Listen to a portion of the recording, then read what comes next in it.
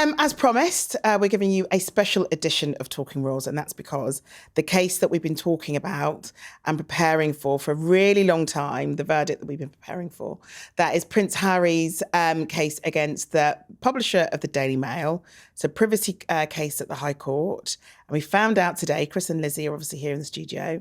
Chris, after all of that build-up, after all of that, he lost. He didn't just lose, he lost convincingly. Don't forget, there was Prince Harry and 6 other claimants, all alleging that the publishers of the Mail and Mail on Sunday carried out what's called UIG, unlawful information gathering, which is phone hacking, phone tapping, accessing medical records, blagging, all those things, which are unlawful. The judge basically said today, you made your case, it was your job to prove that UIG was happening, and you didn't. It's one thing to have suspicions, it's another thing to show the evidence. And to actually prove it. And to prove it. And the judge basically said on every single count, not just Harry, but Elton John, Liz Hurley, Sadie Frost, Baroness Doreen Lawrence, you didn't make the case and you dismissed all of them. Now, this is huge because when it comes to all those allegations, this is something that's been swirling for years, Lizzie.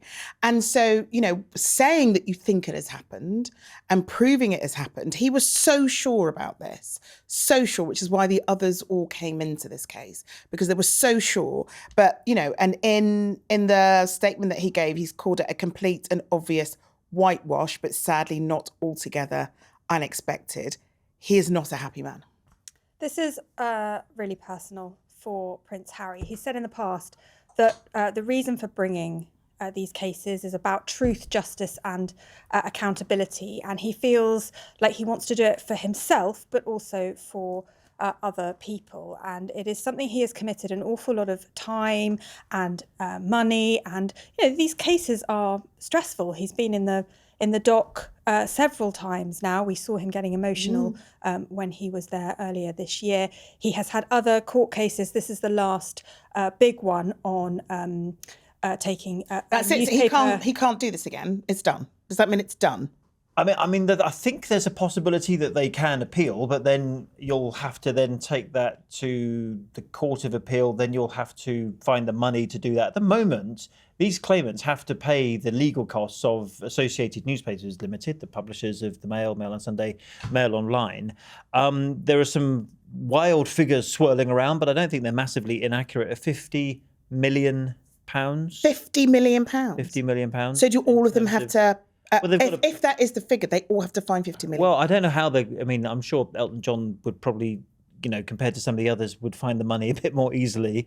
But you've got to think of Baroness Doreen Lawrence. Does she have that kind of money? So you've got to think about the cost of the legal team that's representing you, but you've got to pay the cost of the Mail's legal team as well, plus the cost of the High Court. It's a big deal. The publishers of the Daily Mail have really, really fought this. Yes. And they have said all along that their journalists have explanations for the sourcing on all their stories. Harry brought 14 articles from 2001 to 2013. And the judge in the 400-page judgment he handed down today said suspicion is not proof, and that the journalists gave lawful explanations for the sourcing of the disputed articles and incidents. There was a really interesting statement that came from Paul Dacre, who's the sort of editor-at-large of Associated Newspapers, one-time famous editor of the Daily Mail. This is a quote from him in the statement. He calls Prince Harry a sad man, and his book was a sad book that he wrote. But there isn't a laundry in the cosmos big enough to wash all the dirty linen that Harry has aired about his own family. For him to complain about his, capital letters, privacy being invaded takes not just the biscuit, he wrote, but the whole tin. Wow. They are not holding back on this. You can see the Mail. I'd say the Mail are quite happy. They are exceptionally happy in the circumstances. And Prince Harry, it has to be said, didn't hold back. You mentioned earlier the statement that he put out. It was a joint statement between Prince Harry and Baroness Doreen Lawrence. It's quite long. He said that they came to court seeking justice and accountability. But we have received neither. It is a complete and obvious whitewash. but sadly not altogether unexpected. However, the lengths to which the court has gone to exonerate the male is as shocking as it is totally unwarranted. It goes on, he doesn't hold back either. But do you know what? I remember during the case, and we did discuss the case when it was happening, and I remember I was talking about the evidence from both sides, and we were erring towards the likelihood of this happening, because when it came to proof and being able to undeniably prove exactly what was happening, that didn't happen in that case. I mean, I think I remember saying something like I never saw a smoking gun or never heard a smoking gun in the times that we were in court. In fact, a colleague of ours, John Ray, did it much more often than we did and heard lots more of the evidence. We were just in there for Prince Harry. But I don't remember, hearing that, oh my God, they've got them on this. And Harry will have suspicions because he said, well, only this number of people knew about me, for example, being godfather to Tiggy Legborg, his nanny, and how did that end up in the mail? They therefore must have tapped my phone, but he'd never managed to prove it. And as Lizzie just said, and the judge was quite clear, suspicion is not enough. You've got to prove that it happened. He said, didn't he, my social circle is not leaky.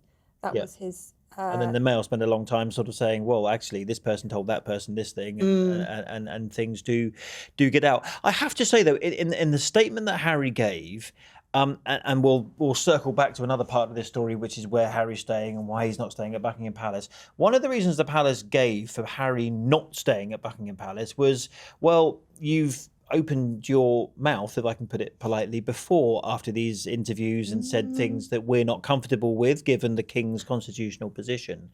Harry effectively criticised the judge, Mr. Justice Nicklin, and said, well, he used to represent the newspaper groups in his old job when he was just Matthew Nicklin QC, and he ran a sort of, a private practice defending newspapers. I mean, this is what the palace were concerned about. Here you've got Prince Harry criticising the judiciary, whose job it is to dispense justice in the name of the King, who is Harry's father. And you can see, therefore, why you've got that reticence that the palace had of allowing... I mean, I personally think if you stay in a room, what does it really matter? But the palace said, we can't have you staying in the palace if you're going to end up saying things like you just did. Because they said... Male journalists simply gave denials, and the court chose uncritically to believe them, even in the face of inconsistencies, contradictions, and blatant untruths that were obvious to neutral observers in court when compared to the documents. That he's basically saying, was that not obvious to the judge, is what he's kind of exactly saying, isn't what it? he's And saying. I don't think you can have the son of the King criticising, senior members of the judiciary. That doesn't sit well. Yes, that doesn't sit well with the King. He came out given his head of state. He came out and gave. It was a written statement from. Did you see him afterwards? We did actually. So how did he seem? The timing of all of this and this coming out today. Prince Harry is in the UK for a series of public engagements.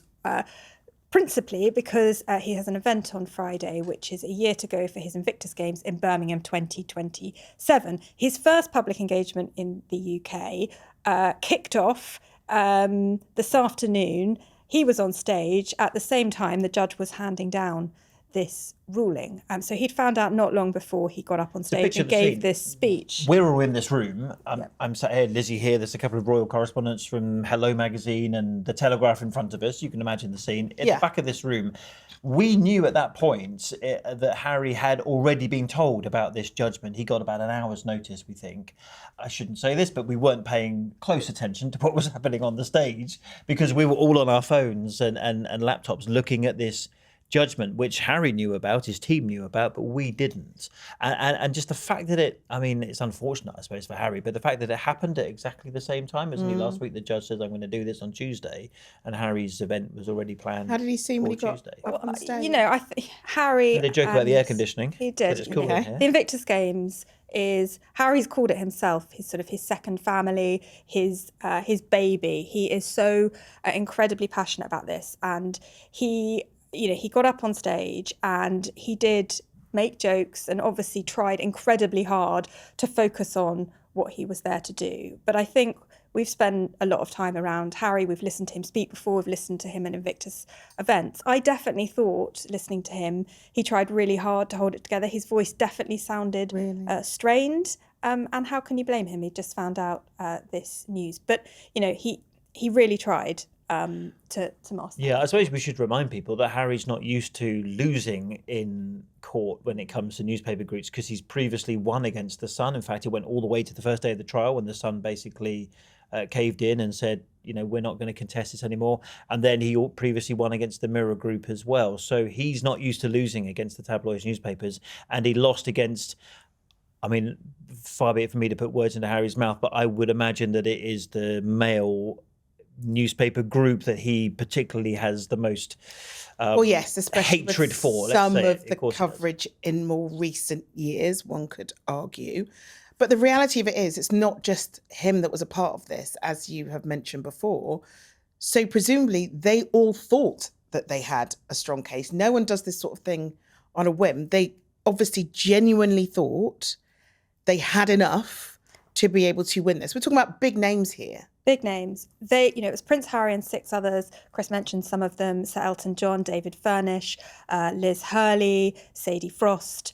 They thought they had a really strong case. We were told this morning, ahead of the judgment, that Harry was feeling confident. We were told that when he was in the UK earlier this year to give evidence. But equally, the Mail and the publishers of the Mail felt like they had a really strong case and they were going to go all the way and fight this. So both sides were standing firm, and which is why we saw it through to the end of the trial and a judgment. It was a dozen plus 2 articles, and Harry's team was saying, we only have to win on one of them to call this a victory. So of all these 14 articles, we only have to get, the judges needs to believe us on one of those 14. And that's why they were confident, because they thought that would be a victory. That would be us proving that the Associated Newspapers carried out unlawful information gathering, and guess what? They didn't win on any of them, not just his 14, but all of Elton John. And Harry, when he left the Invictus engagement that was at Chatham House, he left very quickly, got into a car, said nothing to the media, and then that statement came out afterwards, that written statement. We shouted questions at him, he just didn't answer them. He kind of looked at me with my microphone as I said, how painful was it to lose against the Mail? And he kind of just looked and smirked and he did a little thumb up, didn't he? And then walked into his cab. Do you know, it's interesting because I think this has been a tough week all round for him. Yeah. The hoo-ha regarding where is he going to stay? Is he bringing the kids? Is he staying at Buckingham Palace? Is he not staying at Buckingham Palace? I love the word hoo-ha. I think hoo-ha. It is perfectly sums up everything it's a hoo-ha this week. Yeah. And and where were we at the story at the end of last week was that we still didn't definitely know if the kids were coming. Yeah. And then we found out that Meghan and the kids were not going to come, but he was going to stay at Buckingham Palace. So what on earth is going on? I know that Harry was having conversations with senior people at the palace on Saturday about this very thing, about staying, not staying. And at that point, the palace kind of said, as they actually publicly said later, you missed the deadline, but also we've got concerns, as we've just discussed, about this court case on Tuesday as well. Therefore, you've got to ask, if Harry knew about that on Saturday, why did his office put out on Monday morning that he was going to go and stay at the palace? To try and force their hand? Were they forcing the palace, the ones to sort of have to publicly withdraw the offer?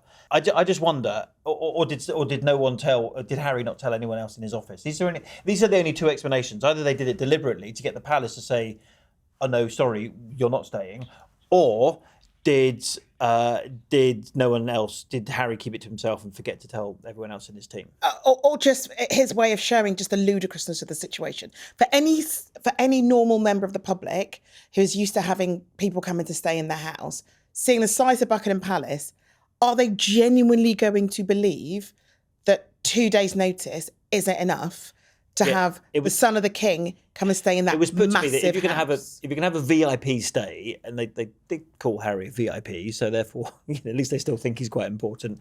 The palace put it to me that if you're going to have a VIP stay, you do need to have a certain level of staffing and catering or whatever. Oh, for goodness sake, he can order something on Deliveroo. It's not really an issue.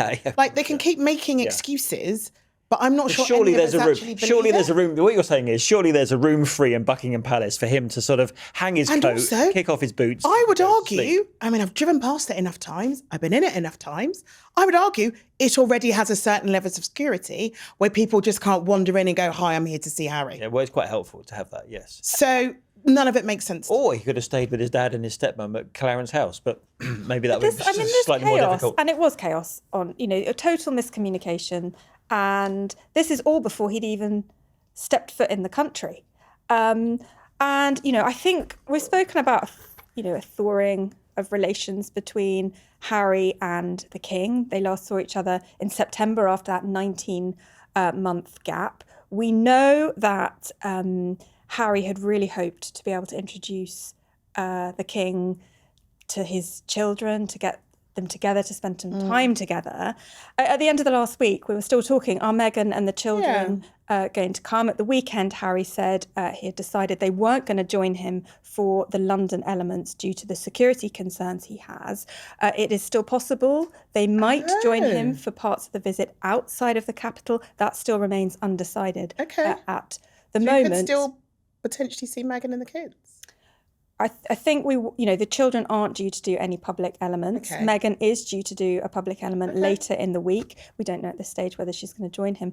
But how sad that Harry and his father, we've had this public back and forth over accommodation. It's a public spat. It's a royal public spat. And I just think there'll be a lot of people, irrespective of where you stand in the Harry debate, that will feel a lot of empathy for that man right now, because it's been a difficult week. And we hope that he's surrounded by people who, have his back. Because I'm sure with what's happened this week, he may well feel as though there are lots of people that don't have his back. And what he needs is someone. But look, we might have another episode later on in the week, because of course, you guys are going to be in Birmingham for the Invictus Games appointment that he's got. And we'll see. Maybe Meghan will be there. Maybe she won't. But irrespective of whether she's there or not, we will be giving you the lowdown on exactly what happens. But that's it for now. Thank you for joining us for this special episode. Remember to like and subscribe to us on YouTube or wherever you get your podcast. We'll be back on Friday for a full roundup of the week's royal events. And it's only Tuesday. A lot can happen between now and then. So we'll see you on Friday.